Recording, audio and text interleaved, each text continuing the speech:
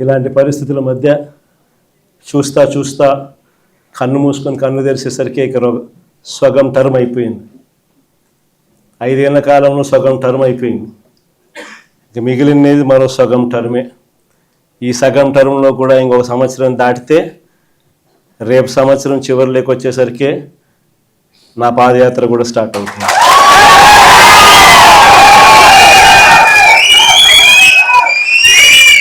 దాని తర్వాత 1.5 సంవత్సరం నేను కూడా రోడ్డు మీదనే ప్రజలతోనే ప్రతి నియోజకవర్గము తిరుగుతూ వస్తా. ఆ తర్వాత ఆ పాదయాత్ర స్టార్ట్ అయిన తర్వాత చంద్రబాబు నాయుడు గారికి వైఎస్ఆర్ కాంగ్రెస్ పార్టీ శ్రేణులు ప్రతిరోజు చంద్రబాబు నాయుడు గారికి సినిమా చూపిస్తాం. చంద్రబాబు నాయుడు గారికి మోస్ట్ ప్రాక్టికల్ సొల్యూషన్ ఇచ్చినాం మనం. అయ్యా చంద్రబాబు గారు, రాష్ట్రానికి ఇప్పుడే కాదు, మీరు చేస్తూ ఉన్న చర్యలతో రాష్ట్రానికి ఎప్పటికీ క్యాపిటల్ లేకుండా చేస్తూ ఉన్నారు. అలా చేయడం వల్ల రాష్ట్రానికి అసలు క్యాపిటల్ అనేది ఉండదు మీ వల్ల. దయచేసి ఇది మానుకోండి. అమరావతి అని చెప్పి నువ్వు రైతులను మోసం చేస్తూ ఉండవు, అమరావతి అని చెప్పి నువ్వు ప్రజలను మోసం చేస్తూ ఉండవు. ఆ అమరావతిలో రోడ్లు వేయడానికే, కరెంట్ వేయడానికే, డ్రైనేజ్ వ్యవస్థ నెలకొల్పడానికే, నీళ్ళు ఇవ్వడానికే, ఇలాంటి బేసిక్ వసతులు కల్పించడం కోసమే నువ్వంతటి నువ్వే ఎకరాకు 2 కోట్లు ఖర్చు అవుతుంది అని చెప్పి నువ్వంతటి నువ్వే సెంట్రల్ గవర్నమెంట్కు డిపిఆర్లు ఇచ్చినావు, నువ్వంతకు నువ్వే బ్యాంకులకు డిపిఆర్లు ఇచ్చినావు. ఈ లెక్కన 50,000 ఎకరాలకే 1,00,000 కోట్లకే దిక్కు లేదనుకుంటే మరో 50,000 ఎకరాలని చెప్పి నువ్వు మళ్ళా వచ్చి మళ్ళా తీసుకుంటూ 1,00,000 ఎకరాల అమరావతి అని చెప్తూ ఆ 1,00,000 ఎకరాలకు 2,00,000 కోట్లు తేవాలి అని అంటే ఆ 2,00,000 కోట్లతో నువ్వు నిరంతరం రోడ్లు వేస్తూనే ఉంటావు, నువ్వు నిరంతరం కరెంట్ ఇచ్చే కార్యక్రమమే జరుగుతూ ఉంటుంది, నువ్వు నిరంతరం డ్రైనేజ్ పనులే చేస్తూ ఉంటావు, నువ్వు నిరంతరం నీళ్ళు ఇచ్చేదాని కోసమే నువ్వు అవస్థ పడతా ఉంటే ఇక రాజధాని ఎప్పుడు వస్తుంది? ఎన్ని దశాబ్దాలు పడుతుంది? ఇప్పటికే 12 ఏళ్ళు అయిపోయింది 2014 నుంచి ఇప్పటికే దిక్కు దివానం లేదు. ఇంకా ఎన్ని దశాబ్దాలు పడుతుందో తెలియదు. డబ్బంతా రోడ్లకే ఖర్చు అవుతుంది, డబ్బంతా రోడ్డు కరెంట్ వేయడానికి ఖర్చు అవుతుంది, డబ్బంతా డ్రైనేజీలు పెట్టడానికే ఖర్చు అవుతుంది. ఇంకా ఎన్ని దశాబ్దాలు పడుతుందో. ఆ దశాబ్దాల కాలంలో ఈ 2,00,000 కోట్ల విలువ పూర్తి చేయడానికి 4 లక్షలు అవుతుందో 10 లక్షల కోట్లు అవుతుందో. చివరికి 12 ఏళ్ల తర్వాత కూడా ఈ పొద్దు రాష్ట్రానికి రాజధాని లేదు. ఇంకా 20 ఏళ్ళ తర్వాత కూడా మన పరిస్థితి ఏమిటంటే అప్పుడు కూడా రాష్ట్రానికి రాజధాని కనిపించదయ్యా. అయ్యా చంద్రబాబు, ఇది మానుకో. ఆ 2 లక్షల కోట్లలో 10% పెడితే చాలు, 10% పెడితే చాలు.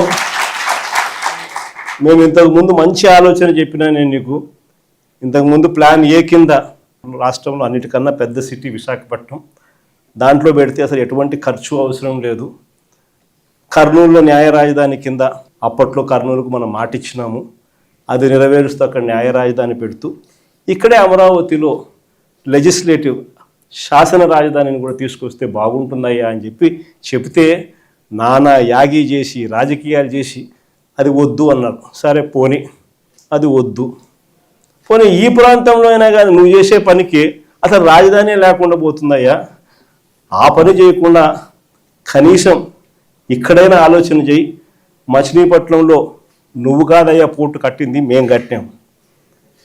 మచిలీపట్నంలో పోర్టు మనం కట్టాం. మన హయాంలోనే మనం భూములు తీసుకుంటాం, మన హయాంలోనే మనము అనుమతులు తీసుకొచ్చినాం, మన హయాంలోనే మనం ఫైనాన్షియల్ క్లోజర్ చేసినాం, మన హయాంలోనే మనం బ్యాంకులతో నీట్గా టైఅప్ కూడా చేసి స్టార్ట్ చేసి 30-40% వర్కులు కూడా పూర్తి చేసినాం మన హయాంలోనే. ఆ పోర్టు అయిపోతుంది. మచిలీపట్నం నుంచి విజయవాడకు కేవలం 70 కిలోమీటర్లు, విజయవాడ నుంచి గుంటూరుకు మరో 40 కిలోమీటర్లు, మొత్తం ఈ 110 కిలోమీటర్లు హైవే ఉందయ్యా. విజయవాడలో ఇంటర్నేషనల్ ఎయిర్పోర్ట్ ఉంది, మచిలీపట్నంలో పోర్ట్ వస్తూ ఉంది.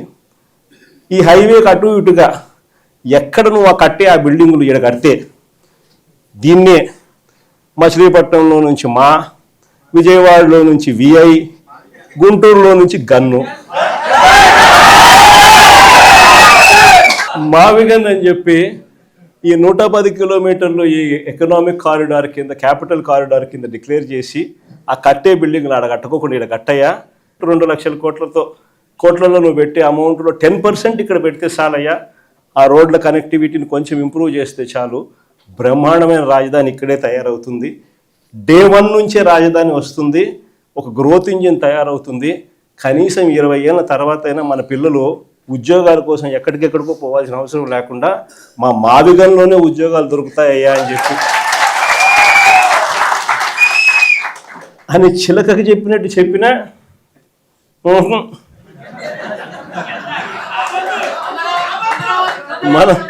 మనం ఎంత బాగా చెప్పినా కానీ, ఎంత లౌక్యంగా చెప్పినా కానీ ఆహా, ఎందుకు ఆహా, ఎందుకు వద్దు, కారణం ఆడ 2 లక్షల కోట్ల వర్కులు